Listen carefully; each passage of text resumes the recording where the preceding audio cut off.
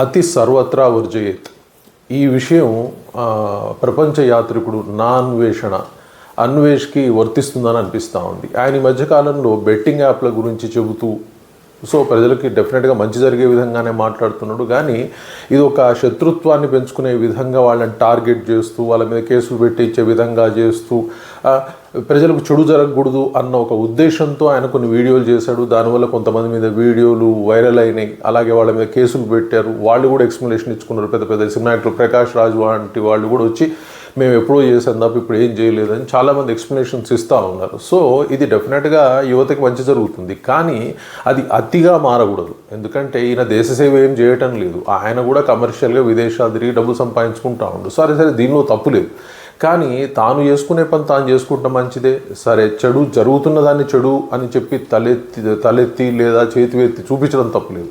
కానీ ఈరోజు ఎంతవరకు వచ్చింది ఆ విషయము అంటే అది హద్దులు మీరిందా లేదా లేకపోతే ఓవర్ కాన్ఫిడెన్స్ పెరిగిందా తెలియదు. కానీ తెలంగాణ డీజీపీ మీద అలాగే ఆయనతో మరొక 7 ఐఏఎస్ ఆఫీసర్ల మీద కూడా ఇతను అవే ఆరోపణలు చేశాడు. వీళ్ళు మెట్రో రైల్లో ఈ ఏవైతే గేమ్స్ గురించి ప్రచారం చేస్తారో దానికి సంబంధించి వీళ్ళు 300 కోట్లు తీసుకొని లంచం తీసుకొని వీళ్ళు వాటిని ఎంకరేజ్ చేశారు అని చెప్పేసి వాళ్ళ మీద ఆరోపణలు చేశాడు. చేయగానే ఏమంటారు దాన్ని సుమటోగానే పోలీస్ కేసు పెట్టింది. అక్కడ ఉన్న ఒక సైబర్ వింగ్ అక్కడ వర్క్ చేసే అతను అన్వేష్ మీద కంప్లైంట్ చేయటం, ఇమీడియట్గా పోలీసులు కేసు పెట్టడం ఇవన్నీ జరిగినాయి.